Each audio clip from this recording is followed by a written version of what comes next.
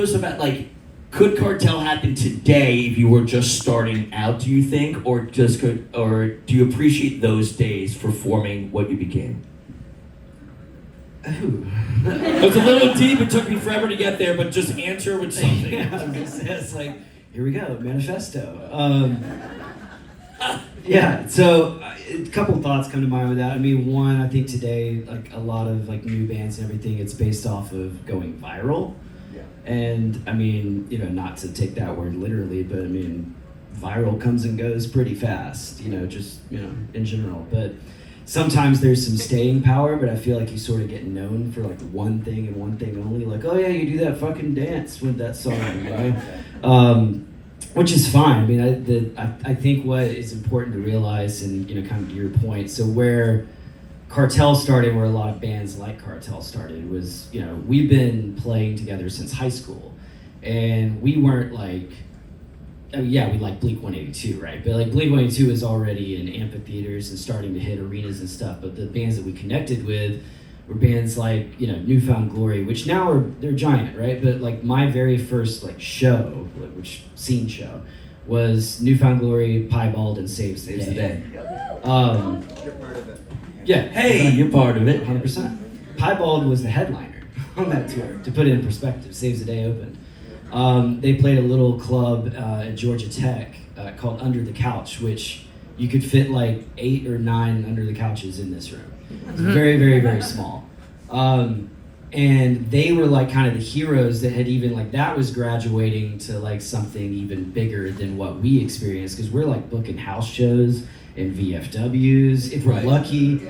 Like it came out of like the underground hardcore scene, to where like all of our friends made fun of us for playing cheesy music, but I can't scream, so I was like, it is what it is. You know, like, here we go. So like seeing Jordan do, you know, singing over like, you know, pop punk hardcore music was like, oh yeah, I can do that. Right. So all that to say, like, you know, that hardcore DIY scene, I don't think a lot of people, and maybe some people in this room, but I would say in general, like where the scene has gotten to with like emo night and just people even knowing what the fuck emo is in the first place, which this is not actually emo. Right. You know, like we're gonna take it back to old days and, you know, talk about pinback and shit. But yeah, we're gonna start gatekeeping hardcore. Like, you don't know really, you know. I remember them from that. But like what, you know, it's kind of like the Warriors that went before that kind of built all of this up. You know, we look at bands like that, even like Warped Tour, like when we were on, like NoFX was a headliner, and like I like NoFX, sure, who doesn't? But like I wasn't just like a super fan. But you get to hang out with Fat Mike, and there's just a respect. It's like you guys, you know, paved the way for all this to happen by going out there and digging it out of the dirt, you know. And you speak to grinding, like all these bands just kind of laid the path for us to follow. And you know, that hardcore scene and everything brought us all up.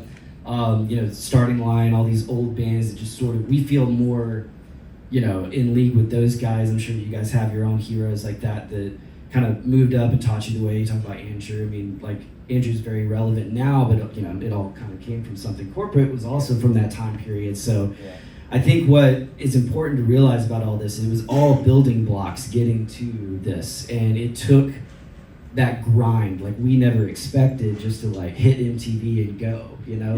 It was just, we got to go out there and play a bunch of shows, and we're going to play for 50 people, and we're going to dig 50 cents out to buy a Wendy's cheeseburger, and you know, like hope we got enough fucking money to pay for gas to get to the next venue. A lot of people don't see that part, and it makes them not realize like how much bands actually put in it to get here. So when, you know, you have guys like this that we haven't seen in a long time, but we know like there's a camaraderie because we've all done it. Like you don't even know each other. I mean, even at the artist thing that we had at the party at the first night, like there's a lot of people I've never met before. Right. And it's just like, yeah, like you did the same thing. Like a mutual respect because you know you survived the gauntlet. Yeah, so we all like cheer for each other. This like, what's special about this scene is there isn't competition. Like if you have beef, fuck you, get out. Like we're all here to support each other and like, you know, take each other on tour because it's like, hey, I think you're rad. I want to bring you on tour. I think you're rad. Let's go on tour. Yeah. Like that's what it's about. And you know, situations like this, it's all just, you know, kind of 6 degrees of Andrew McMahon. I love it. That's what's dope. So I mean, you kind of have all these networks that kind of spawn out of that, but there's no like you're in this camp. You know, it's not like, you know, East Coast, West Coast rap battle. Like it's everybody's in it, you know. So that's what's really special about this, and I think it's important to, you know, highlight that.